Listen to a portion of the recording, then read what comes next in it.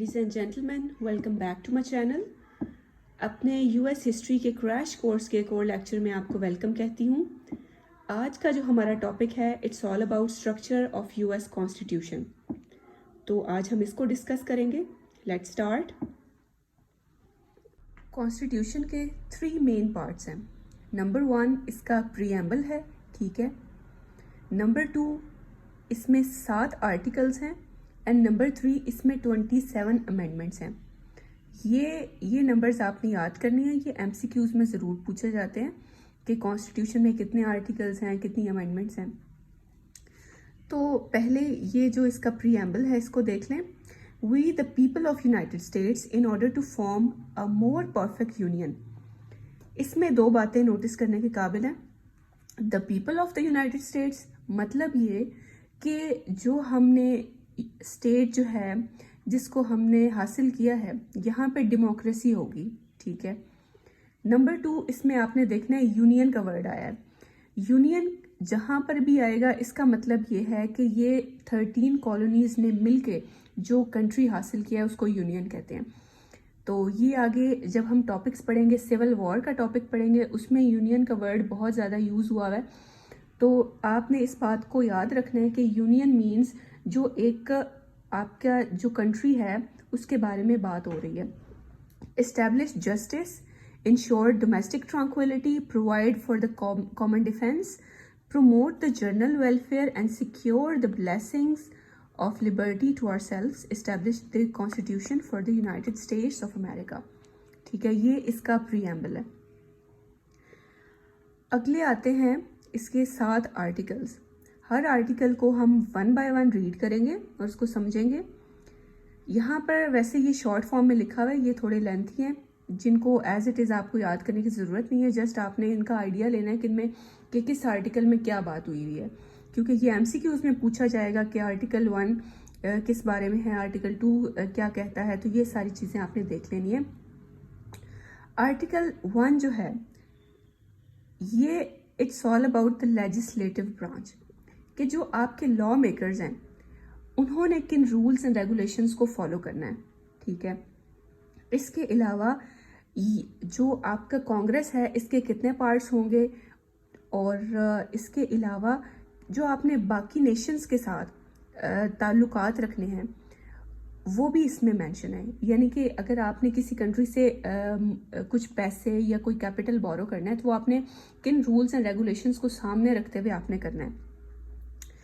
उसके अलावा इसमें मेन बात जो है वो यही हुई है कि जो आपकी लेजिस्लेटिव ब्रांच होगी, यानी कि जो कंट्री की कांग्रेस होगी, उसके 2 पार्ट्स होंगे। एक पार्ट होगा सेनेट और दूसरा पार्ट होगा हाउस ऑफ रिप्रेजेंटेटिव्स, ठीक है। सेनेट को अपर हाउस भी कहते हैं और जो लोअर हाउस है उसे हाउस ऑफ रिप्रेजेंटेटिव्स भी कहते हैं। इसी तरह जो आर्टिकल 2 है, it's about the executive branch. Executive branch में जो आपका सबसे मेन पार्ट है, आप कह लें कि एग्जीक्यूटिव ब्रांच है ही इसी एक बंदे के बारे में, जो कि है आपका प्रेसिडेंट। इसमें जो सबसे पहली बात हुई है वो ये है कि प्रेसिडेंशियल सिस्टम रहेगा मुल्क का, और इसके अलावा जो प्रेसिडेंट होगा उसकी क्या रिस्पॉन्सिबिलिटीज़ हैं या उसने कैसे बिहेव करना है। Manages day to day operations of government. President ने जो डे टू डे ऑपरेशंस हैं, यानी कि जो रूटीन का काम है, जो डेली का काम है, वो प्रेसिडेंट ने करना है, ठीक है। उसके अलावा जो हेड ऑफ एग्जीक्यूटिव ब्रांच होगा वो प्रेसिडेंट होगा। नेक्स्ट देख लेते हैं।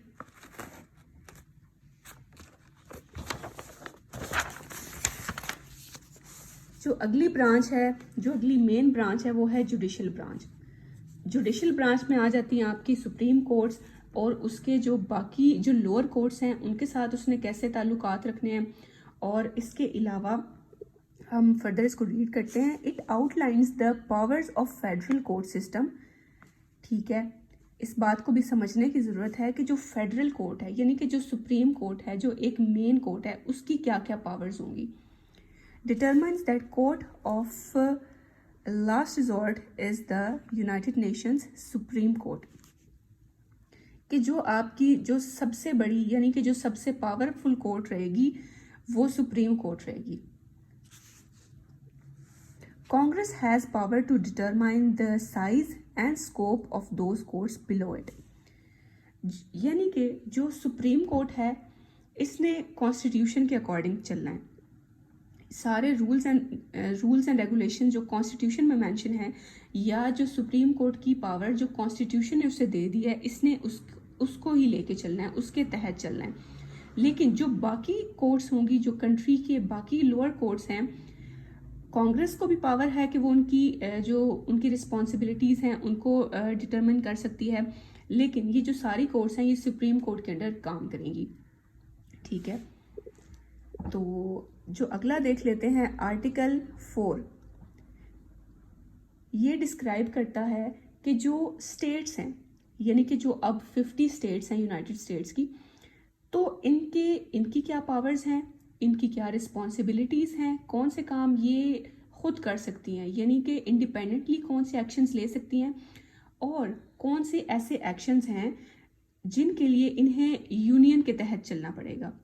ठीक है, यानी कि कौन से ऐसे काम हैं जो ये फेडरल गवर्नमेंट से पूछे बगैर नहीं कर सकती। इसके अलावा जो स्टेट्स हैं इनके आपस में कैसे ताल्लुकात रहेंगे और जो स्टेट्स हैं इनके यूनियन के साथ कैसे ताल्लुकात रहेंगे, वो सारी बातें जो हैं इस आर्टिकल में मेंशन की गई हैं। उसके बाद article 5 is all about the process of amendment, कि अगर आपने कॉन्स्टिट्यूशन में कोई अमेंडमेंट करनी है, यानी कि फ्यूचर में, अब जब तक यूनाइटेड स्टेट्स रहेगा तब तक कॉन्स्टिट्यूशन में कोई ना कोई अमेंडमेंट तो होगी, यानी वक्त के साथ साथ कोई ना कोई अमेंडमेंट तो होगी।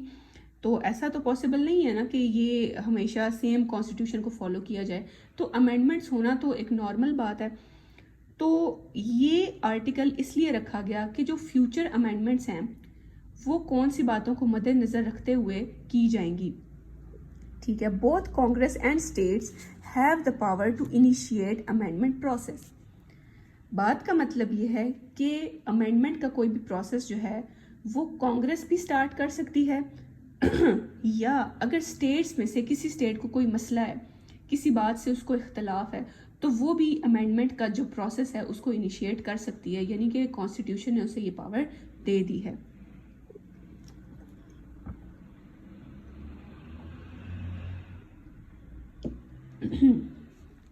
Article 6 debt supremacy oaths. ठीक है, ये कि अगर आपने किसी दूसरे कंट्री से कोई डेट क्लेम करना है, कुछ लेना देना है, तो वो किन रूल्स एंड रेगुलेशंस को फॉलो करते हुए होगा। आर्टिकल 7 जो है रेटिफिकेशन के बारे में है, और ये थे सारे इसके आर्टिकल्स।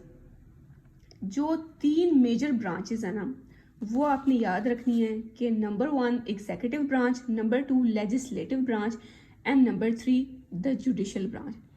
इनकी जितनी भी सारी पावर्स हैं वो भी कॉन्स्टिट्यूशन ने दे दी हैं, और इनकी क्या क्या रिस्पॉन्सिबिलिटीज़ हैं वो भी कॉन्स्टिट्यूशन ने मेंशन कर दी हैं। ये हो गया। इसके बाद ये भी नोट्स पड़े हुए थे, इनको भी मैं आपको ज़रा दिखा दूँ। इनमें भी कुछ मेन बातें लिखी हुई हैं। तो यहाँ पर वो आर्टिकल्स और वो सारी चीज़ें हमने डिस्कस कर ली हैं। अब ये कुछ मेन पॉइंट्स हम फर्दर देख लेते हैं। अच्छा जी, US constitution was drafted by James Madison, नाम याद रख लें, ये आपके एमसीक्यूज़ में पूछा जाएगा। बाकी इसमें वही है कि 7 आर्टिकल्स कौन कौन से हैं, लेजिस्लेटिव ब्रांच के फंक्शंस क्या होंगे, एग्जीक्यूटिव ब्रांच के फंक्शंस क्या होंगे, जुडिशरी का क्या स्ट्रक्चर होगा, क्या रिस्पॉन्सिबिलिटीज़ होंगी, ये सारी बातें जो हैं ये कॉन्स्टिट्यूशन में मेंशन कर दी गई हैं। अच्छा जी, अमेंडमेंट्स इन यूएस कॉन्स्टिट्यूशन। अब बात करते हैं कि अभी तक कितनी अमेंडमेंट्स जो हैं वो हो चुकी हैं कॉन्स्टिट्यूशन में।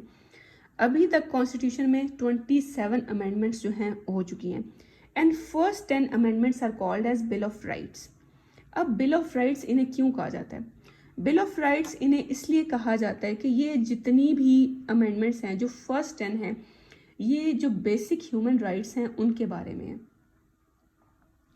ठीक है, जो नंबर 1 थी freedom of religion, speech, press, assembly and petition, ये थी। क्योंकि पहले जो अमेरिकन्स थे उन्हें ये हक बिल्कुल हासिल नहीं था, ना उन्हें फ्रीडम ऑफ स्पीच था, ना उन्हें फ्रीडम ऑफ रिलीजन था।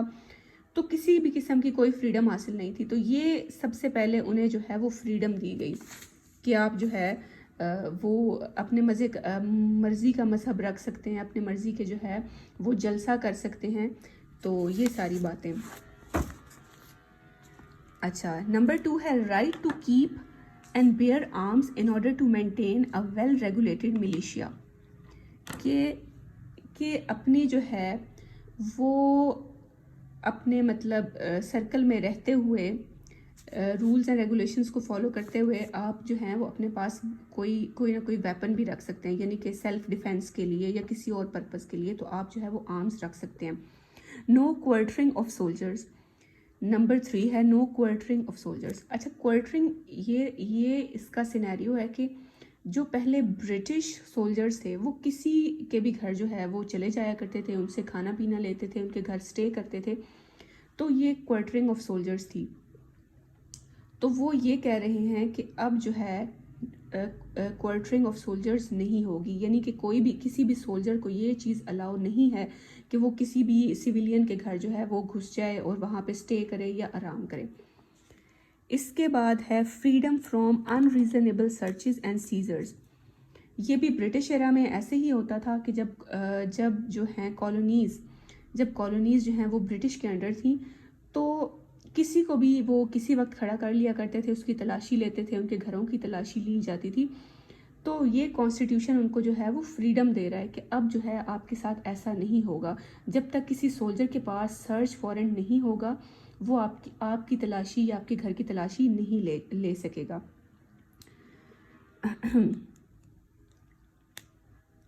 Right to due process of law, freedom from self incrimination and double jeopardy. अच्छा, ये भी कॉलोनाइजेशन के ज़माने की बात है कि उस टाइम जो सोल्जर्स थे वो सिविलियंस के साथ, जो अमेरिकन सिविलियंस थे उनके साथ बहुत बुरा सलूक करते थे। उनको एक जुर्म के पीछे 2-2, 3-3 बार जेल जाना पड़ता था। तो इससे भी जो है कॉन्स्टिट्यूशन ने उनको आज़ाद कर दिया। Right of trial by jury in civil cases, freedom from excessive bail, cruel and unusual punishments, ये वही बात हो गई। इसके अलावा आप ये समझ लें कि जो सारे बेसिक राइट्स थे, जो बेसिक ह्यूमन राइट्स थे, वो सारे के सारे उनके कॉन्स्टिट्यूशन ने उन्हें प्रोवाइड कर दिए थे। ठीक हो गया। अच्छा, कुछ सेलिएंट फीचर्स भी यहाँ पे मेंशन है, इन्हें भी देख लेते हैं कि ये सिर्फ आपके मेन कॉन्सेप्ट लेने के लिए हैं कि जो यूएस कॉन्स्टिट्यूशन है वो किस बारे में है। उसमें रिपब्लिकनिज्म है। रिपब्लिक का जो बेसिक मतलब है वो ये है कि कोई भी ऐसा कंट्री, कोई भी ऐसी स्टेट जहाँ पे डेमोक्रेसी एग्जिस्ट कर रही है उसे आप रिपब्लिक कहेंगे। तो ये है कि मुल्क में रिपब्लिकनिज्म होगा, सेकुलरिज्म होगा। सेकुलरिज्म मतलब ये कि कोई भी एक रिलीजन जो है वो बेसिक, जैसे स्टेट रिलीजन है, जैसे कि पाकिस्तान का स्टेट रिलीजन इस्लाम है। तो जो अमेरिका है वो सेकुलर है, यानी कि उनका मतलब ये है कि यहाँ पे तमाम रिलीजन्स को इक्वली ट्रीट किया जाएगा। हाँ, और रिलीजन की बेस पर कोई जो है वो डिस्क्रिमिनेशन नहीं की जाएगी। सेकुलरिज्म का ये मतलब होता है। अच्छा जी, बाईकैमरलिज्म को हमने पहले भी डिस्कस किया। बाईकैमरलिज्म का मतलब ये है कि जो कांग्रेस है इसके 2 हाउसेज होंगे। बाय मीन्स 2 है, तो जो कांग्रेस है ये 2 हाउसेज पर कंसिस्ट करेगी। एक इसका अपर हाउस होगा और दूसरा इसका लोअर हाउस होगा। तो ये है कि ये बाईकैमरलिज्म है। उसके बाद इसमें अमेंडमेंट करने की भी गुंजाइश है, जुडिशल रिव्यू करने की भी है। सेपरेशन ऑफ पावर जो है ये एक बहुत इम्पॉर्टेंट टॉपिक है। इसको हम अपनी इनकमिंग वीडियोस में डिस्कस भी करेंगे। सेपरेशन ऑफ पावर का अभी आप ये कॉन्सेप्ट ले लें कि ये जितनी भी ब्रांचेस हैं, लाइक एग्जीक्यूटिव ब्रांच है, जुडिशल है, लेजिस्लेटिव है, इनके दरमियान जो सारी की सारी पावर्स हैं वो डिस्ट्रीब्यूट कर दी गई हैं। यानी कि कोई भी ऐसी ब्रांच नहीं है जिसके पास मुल्क की सारी पावर्स हों। जो एक गवर्नमेंट की जो सारी पावर्स होती हैं उनको डिस्ट्रीब्यूट कर दिया गया है, ये है सेपरेशन ऑफ पावर। यानी कि पावर को भी डिस्ट्रीब्यूट कर दिया गया है और जो सारी रिस्पॉन्सिबिलिटीज़ हैं उनको भी डिस्ट्रीब्यूट कर दिया गया है, ताकि जो है एक ब्रांच जो है वो अपनी पावर का मिसयूज़ ना करे, दूसरी ब्रांच जो है वो उस पर चेक एंड बैलेंस रखे। तो ये इसलिए है ताकि बैलेंस ऑफ पावर रहे और कोई भी अपनी पावर का मिसयूज़ ना करे। ठीक है, उसके बाद हो गया प्रेसिडेंट हेड ऑफ स्टेट रहेगा, ये भी आपके कॉन्स्टिट्यूशन में मेंशन कर दिया गया है। तो ये सारी बातें थी और मैं ये बात रिपीट करूँगी कि जो कॉन्स्टिट्यूशन का टॉपिक है इसे आपने किसी सूरत नहीं छोड़ना, क्योंकि ये अगर फर्स्ट टाइम पेपर में ना अपीयर हो तो सेकंड टाइम ज़रूर आता है। लेकिन ऐसा कभी नहीं हुआ कि कॉन्स्टिट्यूशन का टॉपिक जो है वो एग्जामिनर ने मिस कर दिया हो। तो इसे आपने जो है इंतहाई फोकस्ड होकर प्रिपेयर करना है, क्योंकि ये बहुत इंपॉर्टेंट टॉपिक है। और इसके साथ ही अब अल्लाह हाफिज़ कहती हूँ आपको। Take care of yourself. अल्लाह हाफिज़।